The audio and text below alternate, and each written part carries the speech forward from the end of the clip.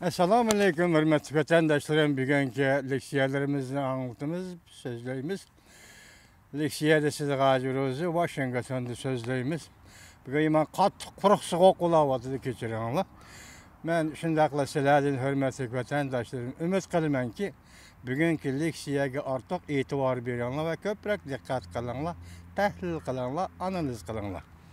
Mavzumunda hürmetli vatandaşlarım.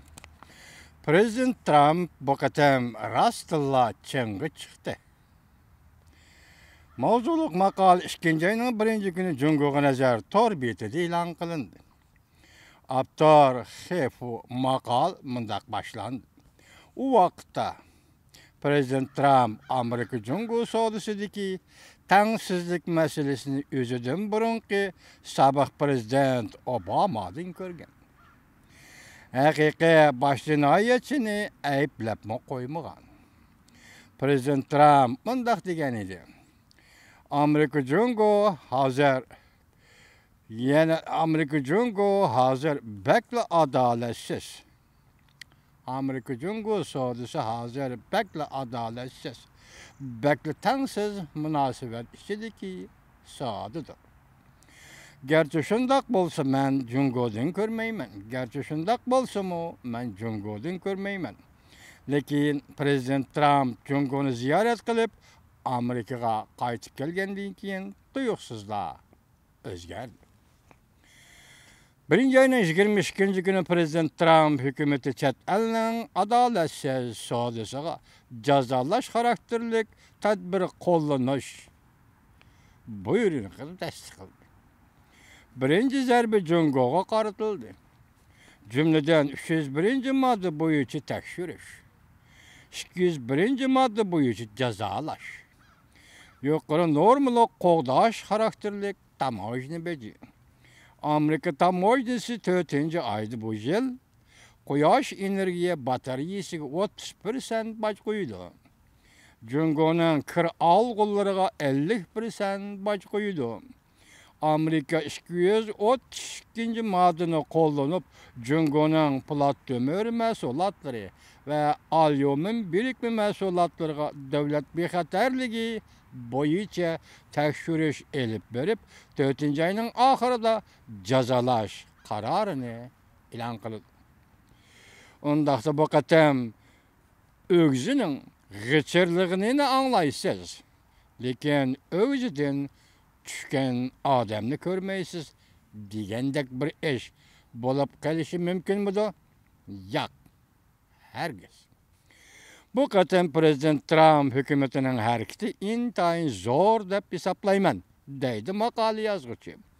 Prezident Trump bu qatam Jungoning o'z davlatining manfaati uchun Amerikani g'ajilishiga hargiz yo'l qo'ymaydi.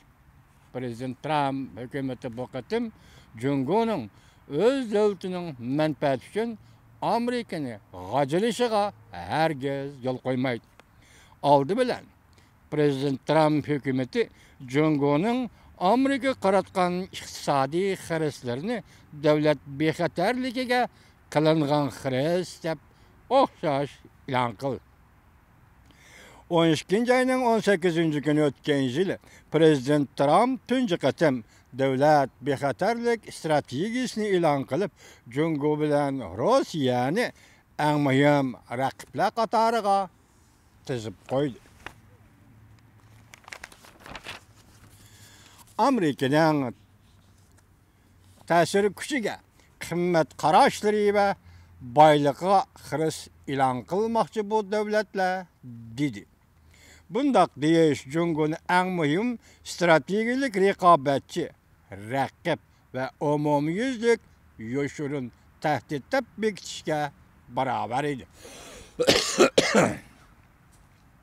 Davlat Mudofaa ministeri Jim Mattis 1-ayning 19 kuni davlat mudofaa strategiyasi e'lon qilib, terroristlarga zarba berib, 20 yil o'tgandan keyin Amerika dal ishning eg'irlik nuqtasini Jungo va Rossiyaning amaliy harbiy kuchi bilan qarshilaydigan tarafga burdi.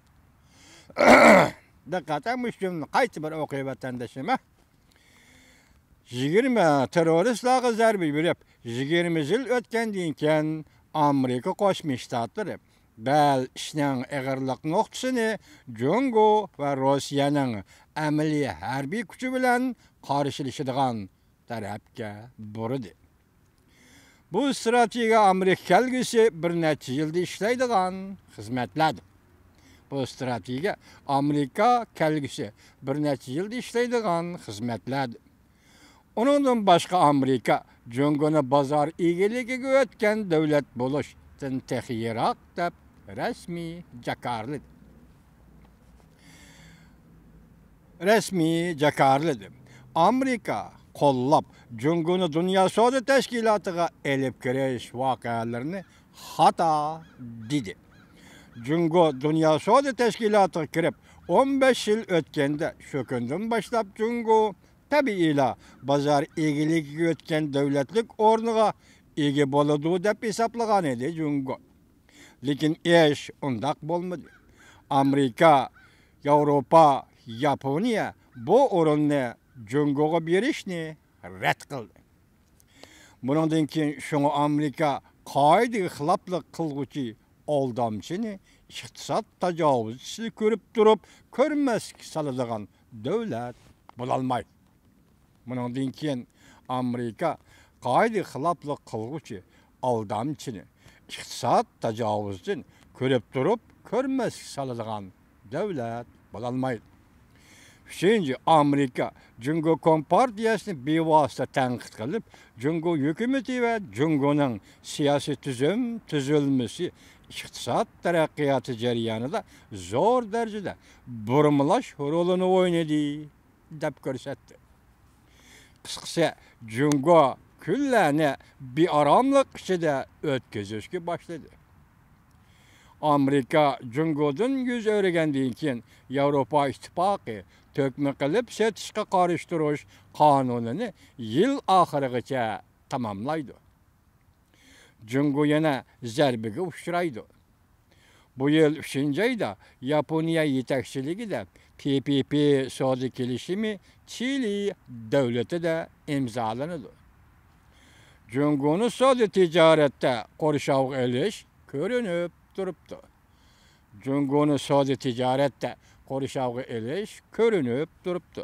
Qaraganda Amerika savdo va erkinlashtirish, bozor egiligi orqali Jungoni yer shari xarakterlik asosiy iqlim qimmat qarashlariga elib kirmoqchi bo'lgan.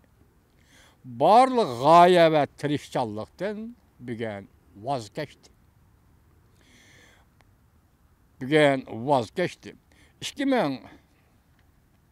Voz kechdi.